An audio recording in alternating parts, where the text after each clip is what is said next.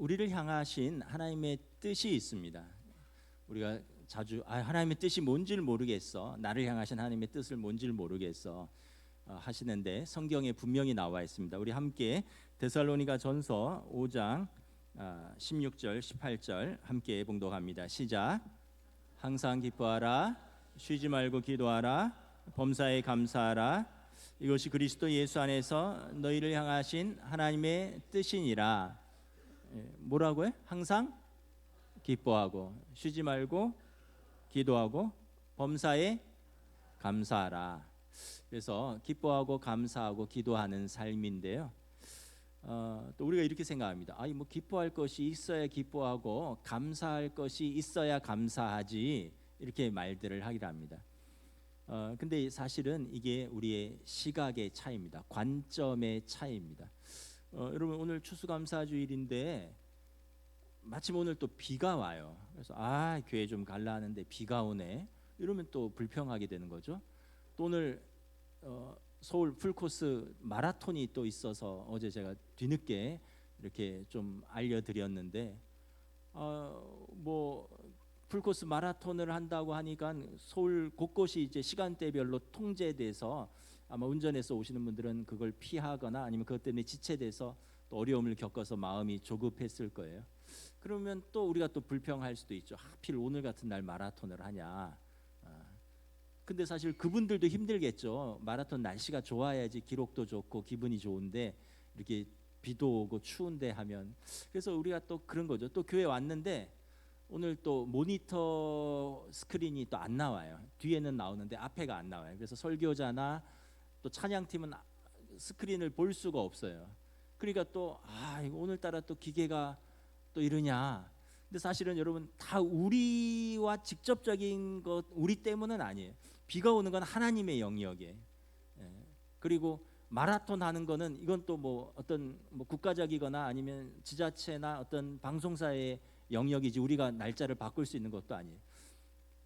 컴퓨터가 화면을 냈다 안 냈다 하는 것은 이것도 뭐 우리 잘못은 아니에요. 그러니까 이걸 우리가 원망과 불평의 관점으로 보면, 왜 오늘 비가 오냐, 왜 오늘 하필 마라톤이냐, 왜 그 시간에 길이 막히느냐, 왜 우리 교회는 그 길 쪽에 있어서 통제받느냐, 왜 오늘은 뭐 모니터가 안 나오냐. 근데 여러분, 이걸 우리가 관점을 바꾸는 거예요. 믿음을 가지는 거예요. 우리 안에 계신 성령님께서 우리에게 원망과 불평이 아니라 우리에게 은혜를 깨닫게 해주셔요. 그래서 여러분, 성도의 믿음의 언어가 있습니다. 믿음의 언어. 그래서 여러분, 내 언어가 평소에 어떤가?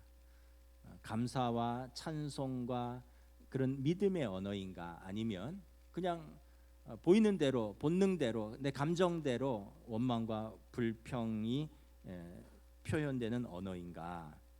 그래서 여러분들의 언어는 습관입니다.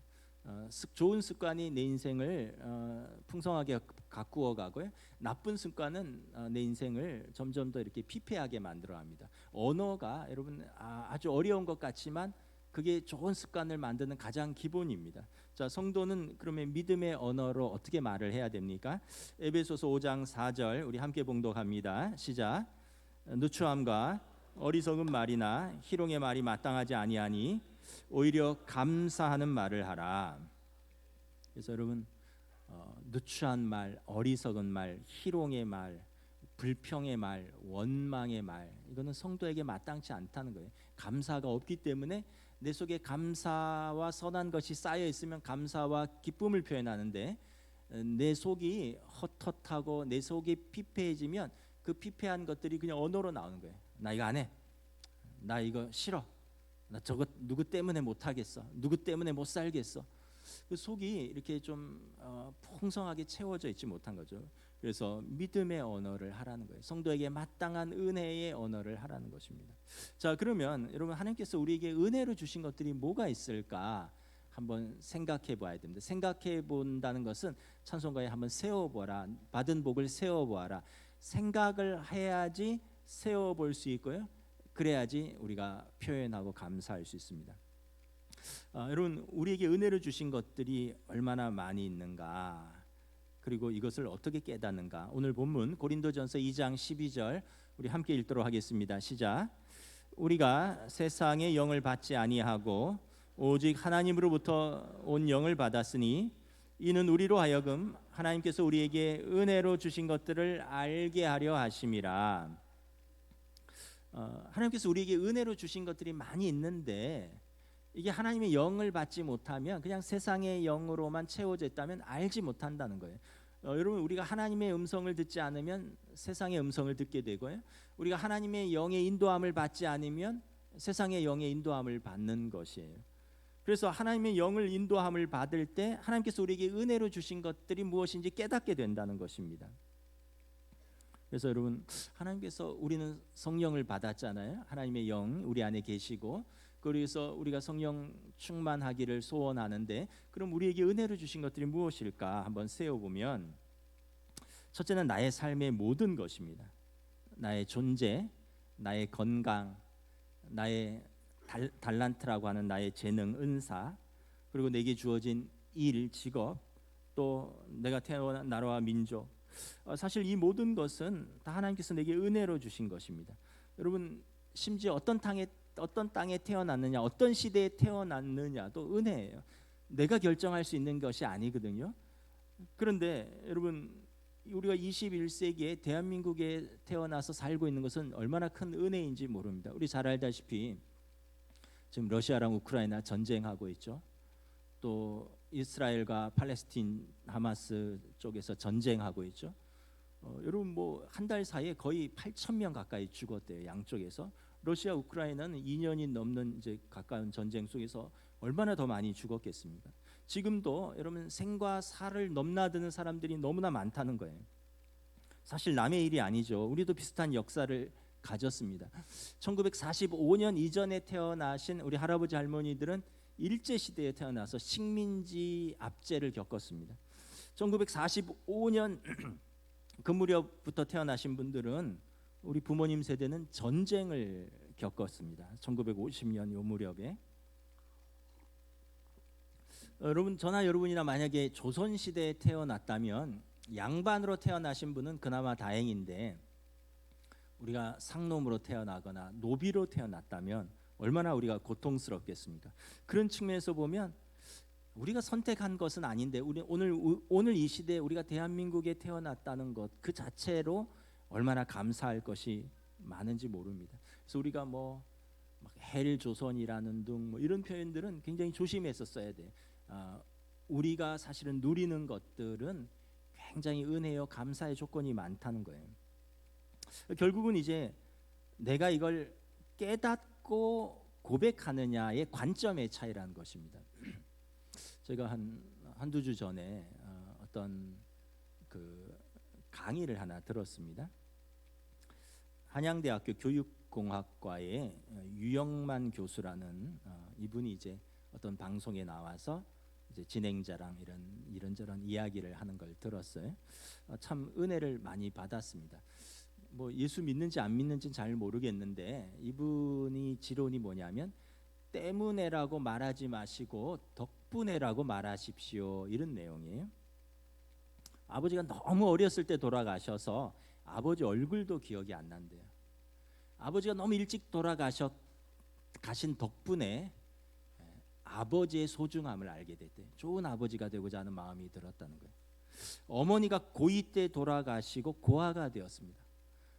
아버지 어머니가 다 돌아가시고 고아가 된 덕분에 가정의 소중함을 깨달았다는 것입니다.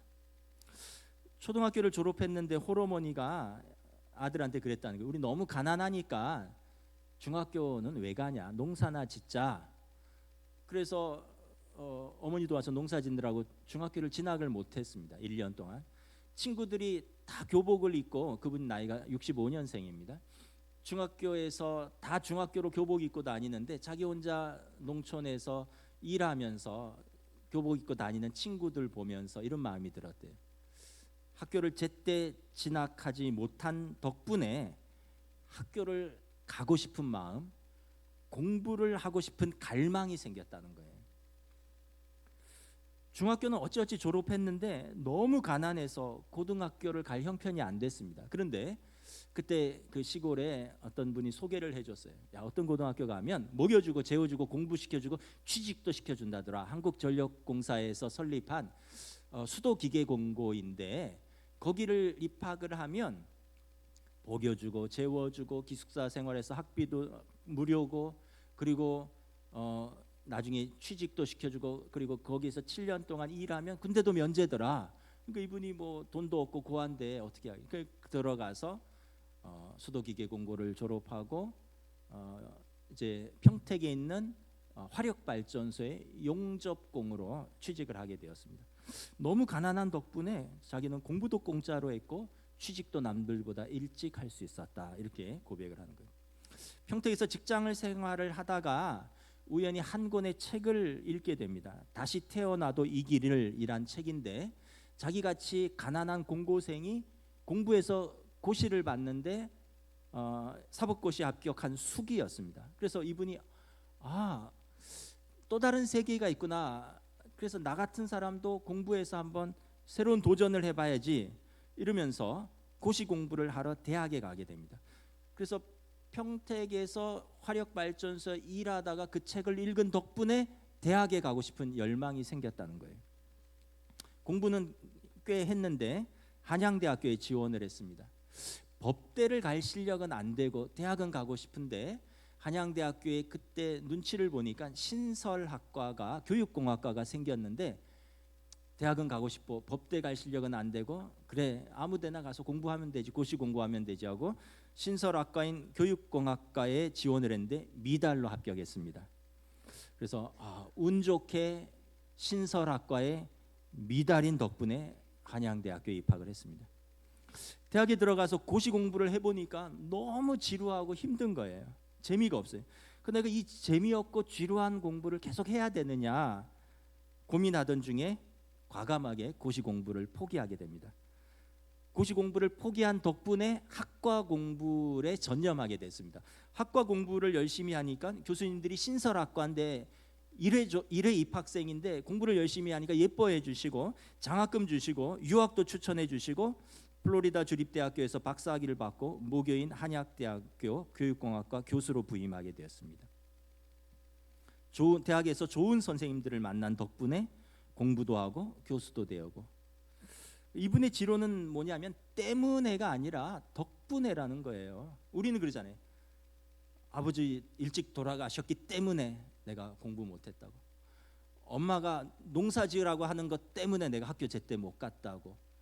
내가 용접공으로 일하다가 때문에 내가 뭐 제대로 뭘 배우거나 발전할 기회가 없었다고. 우리는 다 때문에라고 하는데 이분은 덕분에라고 이야기를 하더라고요. 이분이 예수 믿는 분인지 아닌지는 모르겠는데 제가 그 강의를 들으면서 참 은혜를 받았어요.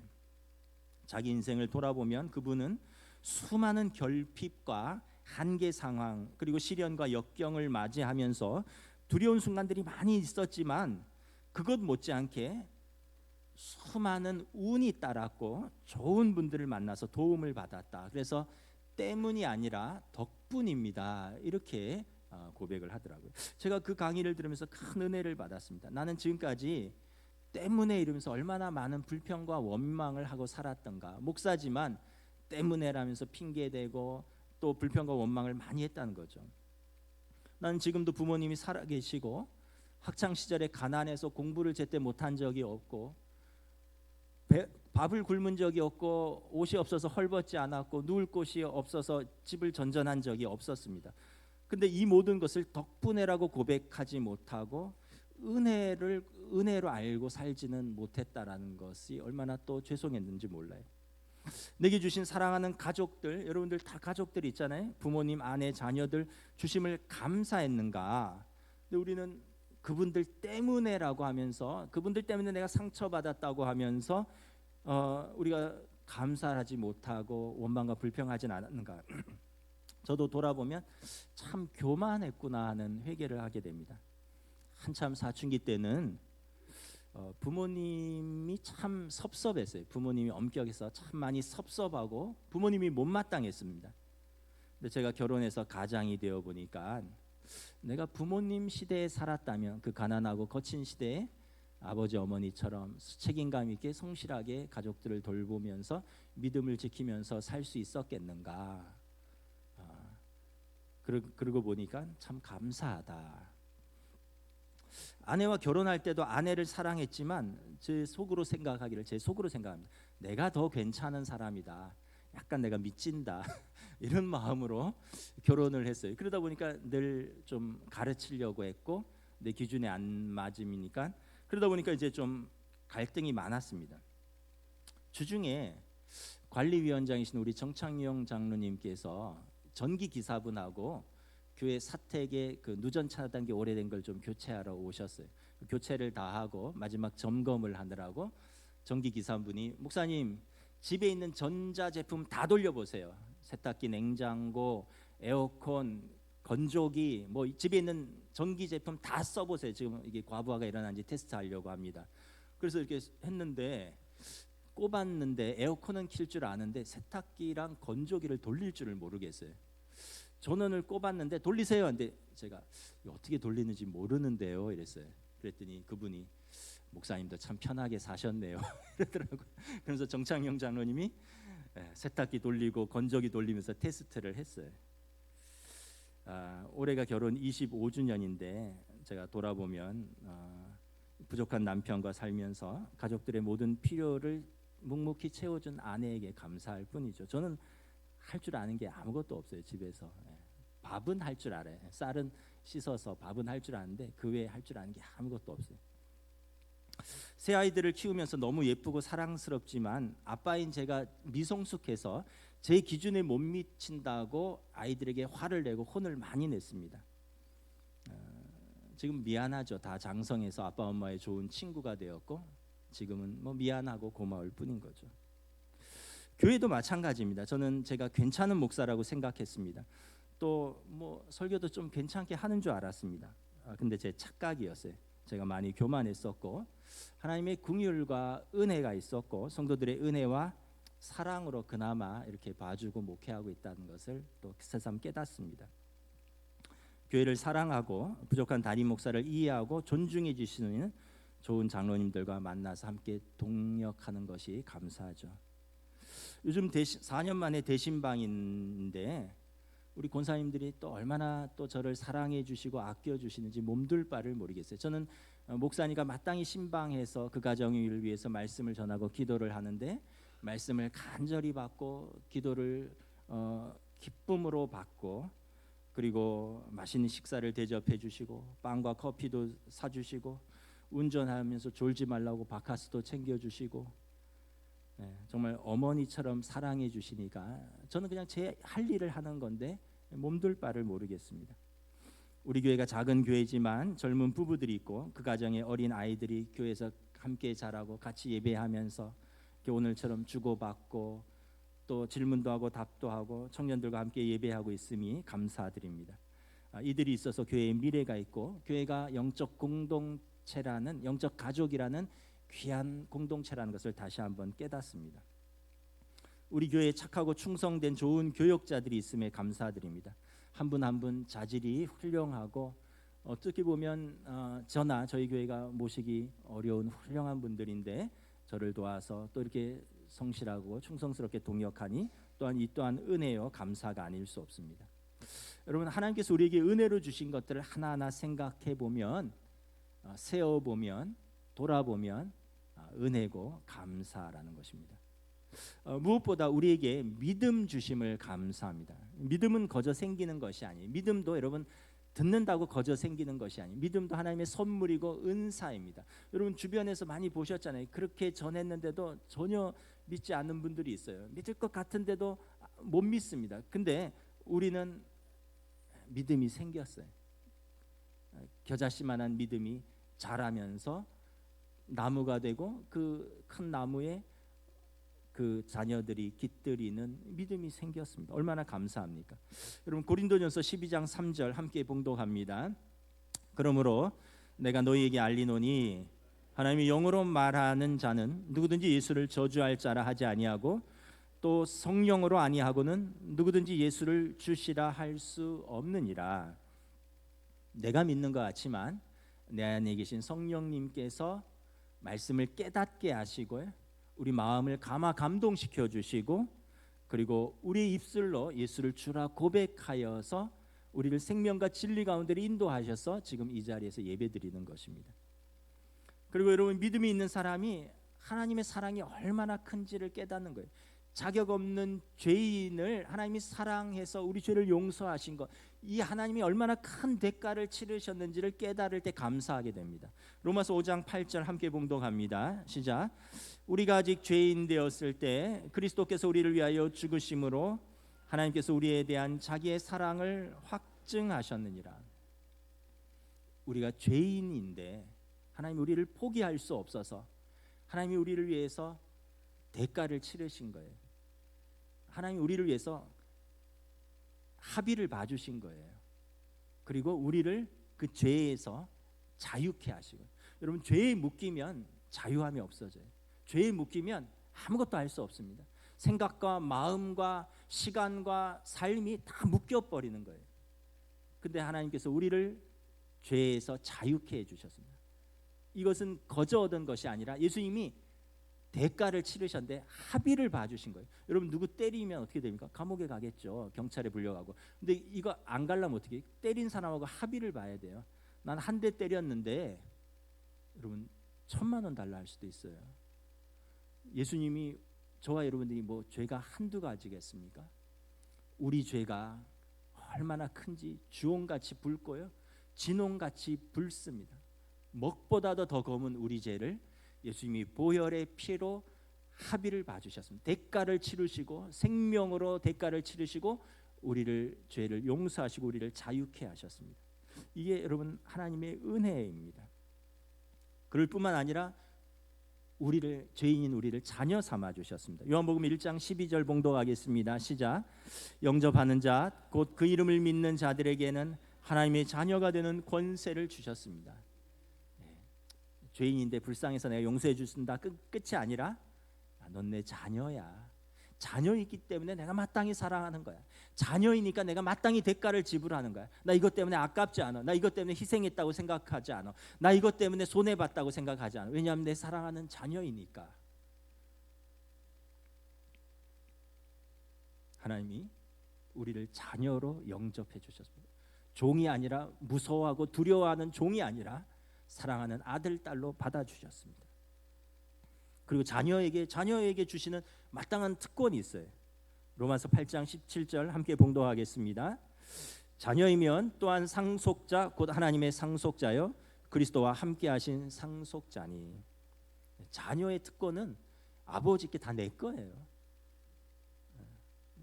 여러분 아버지 어머니 돌아가시면 그 집이나 재산을 옆집에 줄까요?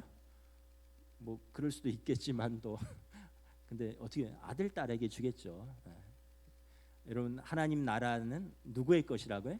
하나님의 자녀들인 저와 여러분의 것입니다. 하나님 나라에 우리를 위한 나라가 예비되어 있습니다. 왜냐하면 우리는 자녀이고, 자녀이면 상속자고 마땅한 그 권한을 갖고 있다는 거예요. 그래서 우리가 육신의 장막이 언젠가 허물어질 것입니다. 그런데 분명히 돌아갈 곳이 있습니다. 우리의 육신은 흙으로 돌아가지만 우리의 영혼은 하나님 아버지의 품으로 돌아가고, 우리는 그 하나님의 자녀로서 영원한 하나님 나라를 상속자로서 당당하게 받는 그 날이 올 것입니다. 그러므로 우리가 하나님께 돌아가는 날은 두려운 날이 아니라 기쁜 날이고 감사의 날이 되는 것입니다. 그리고 이 땅에서도 우리를 거룩한 성도라 부르시고, 우리를 이 땅에서 하나님 나라를 연습하도록 살라고, 미리 하나님 나라를 미리 맛봐라. 그래서 하나님 나라를 연습하도록 영적 공동체인 교회를 허락하여 주셨습니다. 우리 빌립보서 4장 1절 함께 봉독합니다. 그러므로 나의 사랑하고 사모하는 형제들, 나의 기쁨이요 면류가 아닌 사랑하는 자들아, 이와 같이 주 안에서 서라. 우리는 서로가 서로에게 사랑하는 형제요 자매요 기쁨이요 면류관으로서 주 안에 서서 함께 하나님 나라에 들어갈 사람들인 것입니다. 뿐만 아니라 우리를 또 충성되이 여기셨어요. 그리고 우리에게 주님의 몸된 교회를 섬기는 귀한 직분을 주셨습니다. 디모데전서 1장 12절 함께 봉독합니다. 나를 능하게 하신 그리스도 예수 우리 주께 내가 감사함은 나를 충성되이 여겨 내게 직분을 맡기심이니. 사실 별로 안 충성된데 주님이 그래 그 정도면 충성되다. 그러면서 우리를 계속 격려하면서 우리를 세워주시고 주님의 귀한 몸된 교회를 섬기는 귀한 직분을 주셨습니다. 우리를 사랑하여 주시고 구원하여 주신 것만 감사했는데 자녀 삼아 주시고 그 은혜만 해도 너무 큰데 우리를 충성되이 여겨서 주님의 몸된 교회에 귀한 직분을 주셨습니다. 그럼 말씀을 정리하겠습니다. 이 모든 것들은 하나님께서 우리에게 주신 것을 은혜로 받을 때 감사할 수 있는 것입니다. 성령 충만한 사람이 이 모든 것을 믿음으로 고백하고 감사할 수 있는 것입니다. 그래서 여러분 감사는 믿음이 있는 사람이 감사할 수 있습니다. 저 여러분의 믿음의 눈이 활짝 열리기를 축복합니다. 그래서 언어의 습관을 바꿔야 돼. 때문에 하지 말고 덕분에 이렇게 됐습니다. 아까 우리 전수사님이 한번 시켰는데 우리 저는 이런 거 하면 좀 약간 어색하긴 한데 잘 안 하는데 그래도 한번 해보겠습니다. 옆에 있는 부모님도 있고 할아버지 할머니도 있고 자녀 손자들도 있고 옆에 그냥 성도들도 있을 텐데 덕분에 감사합니다. 한번 인사하겠습니다. 덕분에 감사합니다.